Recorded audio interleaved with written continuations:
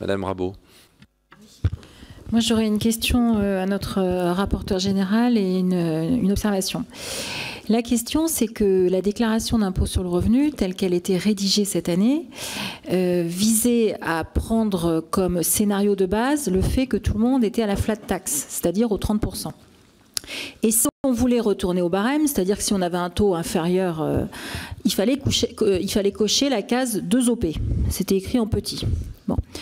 Les contribuables qui auraient eu un taux d'imposition inférieur s'ils avaient coché cette case 2 OP, il y en a beaucoup, sans doute, parce que moi j'ai eu pas mal de questions, j'en discute avec Christine Pires-Beaune qui me dit la même chose. Et le petit effet de collatéral de tout ça, c'est que si elles n'ont pas coché la case 2 OP alors qu'elles auraient eu un taux d'imposition plus avantageux pour elles, en plus de ça, la CSG n'est pas déductible. On est d'accord? Donc c'est en fait le double effet. Elles payent un taux d'imposition. Si elles ont oublié de cocher cette case 2 OP, elles payent sur leur revenu du capital un taux d'imposition plus élevé.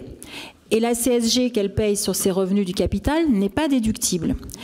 Moi, je souhaiterais quand même, pour peut-être la transparence qu'a appelé de ses voeux aussi le président de la Commission des finances, que l'année prochaine, ce soit l'autre scénario.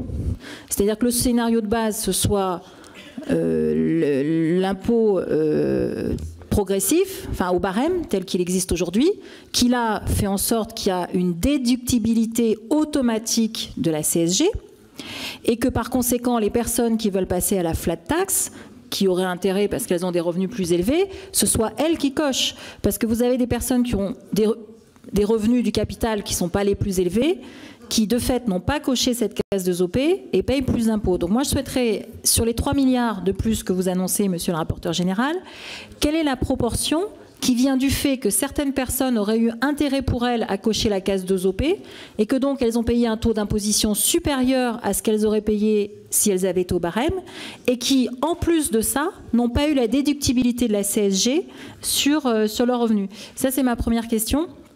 Et la deuxième question porte sur l'article 2.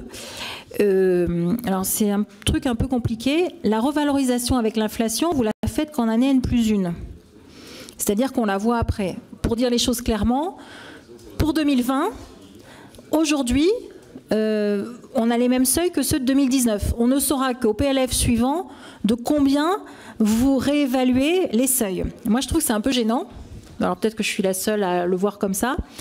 Est-ce qu'il y a une autre façon de faire, monsieur le rapporteur général? Et si oui, est-ce que vous la proposez ou est-ce qu'on peut faire un amendement? Je vous remercie. Monsieur le rapporteur. Merci, président.